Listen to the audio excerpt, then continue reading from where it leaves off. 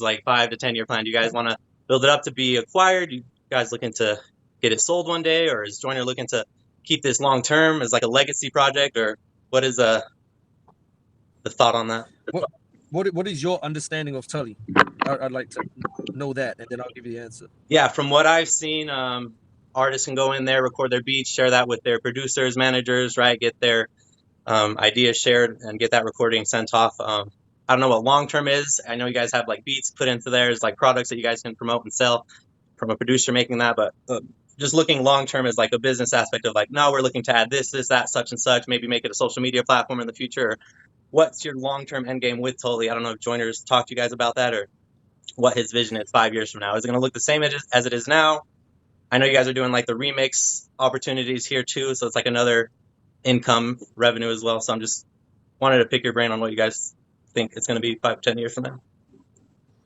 So Tully is so in the music business, we have no workflow handed to us. So we don't get given a manual. We don't get given an instructional manual piece of software and say, here, this is how you can manage all your stuff from start to end. There's a lot of software for creating, like producing, engineering, stuff like that, but there isn't a management workflow created at all. There's not a way to manage lyrics, ideas. There's not a way to manage your contracts and your split sheets, like all centralized, right? Because everything that works starts centralized before it turns decentralized, like what the new age wants it to be, right? Yeah. So our idea for Tully here is to create all the pieces that are essentially not in operation today. So there isn't, like, if you have a record label, if you sign to a record label, they're not giving, there's no way that that record label is managing that workflow. Yeah. You know what I'm saying? And the artist can collaborate with that label in the same manner. It's almost like you give me what you can and you submit it and you turn it in, and then everything else is kind of buried in whichever way it's handled and managed. And I don't know about you, but if I'm gonna invest into an artist, one of the first things that, because in today's day and age, an artist is gonna have some level of traction before you make that commitment to say, okay, I can invest in this, right? Yeah, Because I can see that they're moving in the right direction. They've got their material figured out, whatever. But like, let's say they've got 20 songs done. If you walk into that and none of the 20 songs are cleared, you're already behind, because whoever gets involved has to now clear those 20 records for you. Yeah. Before they even start the relationship. And even if you sign to a label is going to ask for that. That's the back catalog. That's the collateral they're holding on to for their future investment. So I feel like the start point for any artist, they have to do this. And then here's the second thing that comes into play. Once you are successful and it's working, how can an artist pull up the split sheets of any song within seconds? Yeah. They can't. They've got to hit their manager up. They've got to hit their lawyer up. They've got to hit somebody up who's going to then forward the information to them because they've kept a chart of it. But on Tully, you can upload your contract, and when your contract gets uploaded, the lawyer has to input the actual dollar amount associated with the contract, if there's a royalty with the contract, if there's a split, and then that metadata is creating a chart automatically. So I can pull up the splits to any of Joyner's records within seconds. I don't have to hit up a lawyer. I don't have to hit up a business manager. Even at his scale, within seconds, he can even pull it up. Yeah. So I guess there's more transparency for the artist of what's going on. Well, you have control and transparency. Now you have leverage, right? Because now you can actually have the conversation, right? That's probably the key pieces that are missing for an artist to have any level of power in music, right? Is to just have the knowledge and information they need. You know, but you sign a multi-million-dollar with a record label, they don't hand you a piece of software and say, hey, use this. But guess what? If you went and if you did sales for Microsoft, they're going to hand you Salesforce and say, hey, everything you're doing for sales, you put it in this system right here, right? You go work for a corporate company, they're going to have a repository set up on GitHub, and they're going to say, here, you put all your lines of code right here. Why does a record label don't got no infrastructure like that set up, and they're putting hundreds and millions of dollars into this talent? Yeah. They don't want transparency, and they don't want to give you it. So for me, it was understanding that part was missing. And so me and Joyner set out to build that infrastructure. Once we built the infrastructure, then we know the number one thing artists want to do is distribute their music. So now we have distribution added to that infrastructure. And then now distribution's added, we know one of the biggest things that artists lack is opportunity. And that doesn't just mean money. You know, that means being able to get out there and be promoted. And so one of the fastest ways of doing that is features. Yeah.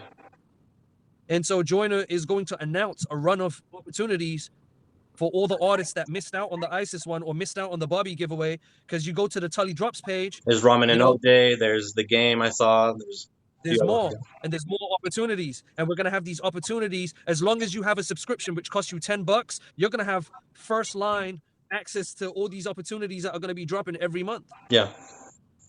Right. So it's for us, you know, it's streamlining the music, opening up the opportunities, and then allowing the artists to distribute all in one place, so they can essentially manage everything in this one little ecosystem. And the platform's scalable, because if you end up doing a distribution deal somewhere, you don't have to distribute through us. You could still manage everything through Okay. us. You could still take advantage of the opportunities through us.